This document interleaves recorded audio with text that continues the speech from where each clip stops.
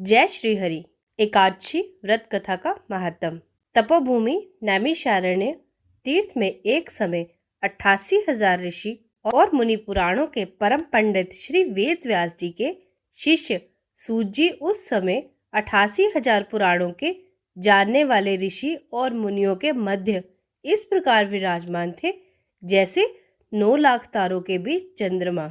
श्री सूत जी महाराज ने सबसे प्रश्न किया कि हे महाराज, आने वाले कली काल में सब प्राणियों का दुख दूर किस प्रकार होगा, यही आज हम सब सुनने की इच्छा रखते हैं।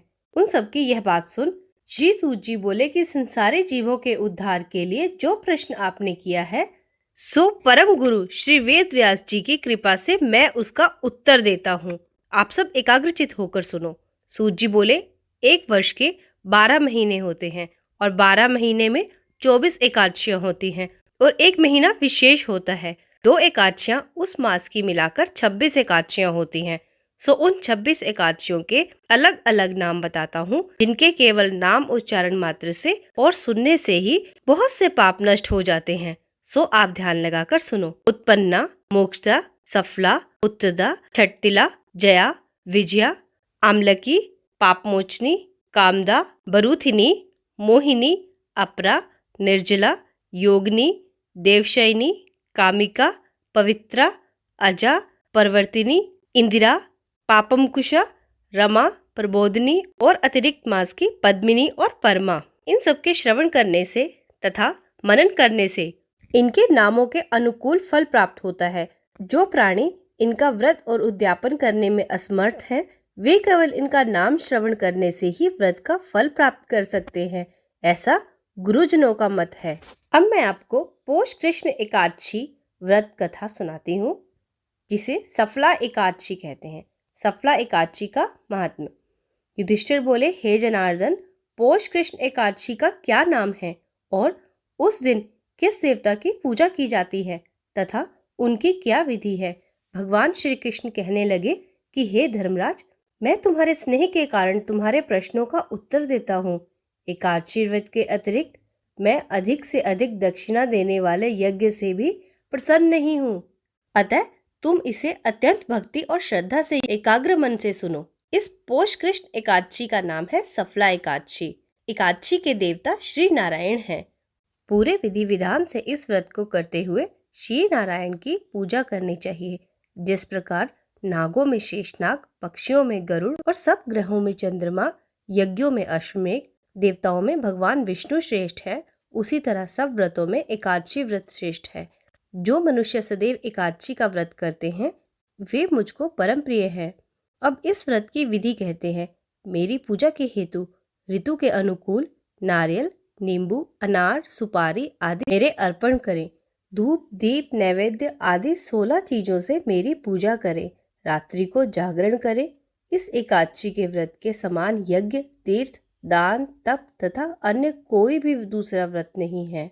5000 वर्ष तप करने से जो फल मिलता है उससे भी अधिक फल सफला एकादशी का व्रत करने से मिलता है। अब तुम इस एकादशी की कथा ध्यान पूर्वक सुनो। चंपावती नगरी में महिष्मान नाम का एक राजा राज्य करता था। उसके 4 पुत्र थे। उन सब में लुम्पक नाम वाला बड़ा राजपुत्र महापापी था। वह पापी सदा पर स्त्री वैश्यागमन और दूसरे बुरे कामों में अपने पिता का धन नष्ट किया करता था। वह देवता, ब्राह्मण और वैष्णवों का निंदक था। जब राजा को अपने बड़े पुत्र के इन कुकर्मों का ज्ञान हुआ तो उसको अपने राज्य से निकाल दिया। तब वह विचारने लगा कि अब किधर जाऊं, क्या करूं। अंत में उसने चोरी का कर्म करने का निश्चय किया। वह दिन को वन में रहता और रात्रि को अपने पिता की नगरी में चोरी करता था तथा प्रजा को तंग करने का और उन्हें मारने का कुकर्म भी करता था। कुछ समय पश्चात नगरी भयभीत हो गई। वह वन में पशु आदि को भी मारकर खा जाता था। राज्य कर्मचारी तथा प्रजाजन उसको इन कुकर्मों के कारण पकड़कर भी राजा के डर के मारे छोड़ देते थे। उसी वन में एक अत्यंत प्राचीन समय का पीपल का वृक्ष था। लोग उसकी भगवान के समान पूजा किया करते थे।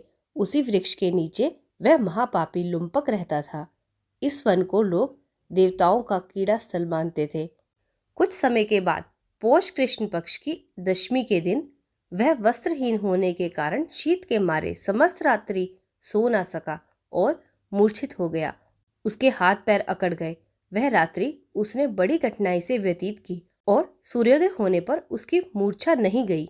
दूसरे दिन सफला एकादशी को दोपहर के समय सूर्य की गर्मी से उसकी मूर्छा दूर हुई तो वह होश में आकर गिरता पड़ता वन में भोजन खोजने गया, परंतु शारीरिक कष्ट के कारण वह जीवों को मारने में असमर्थ रहा।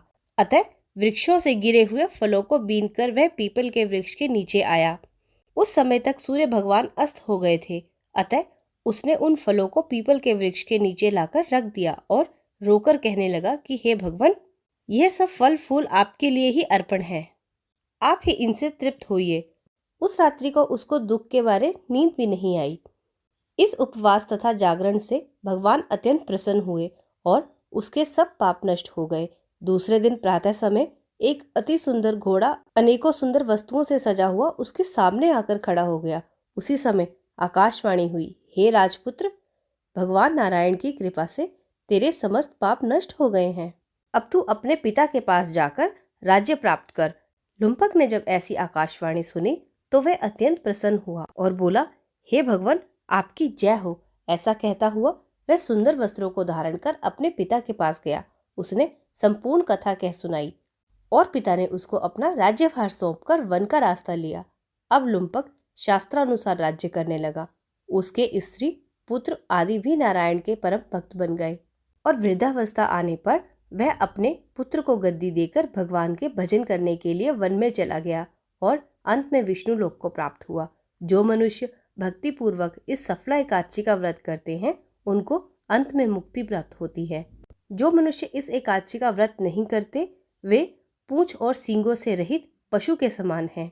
इस सफला एकादशी के महात्म्य के पढ़ने अथवा सुनने से अश्वमेध यज्ञ का फल प्राप्त होता है। बोलो बोलो विष्णु भगवान की जय।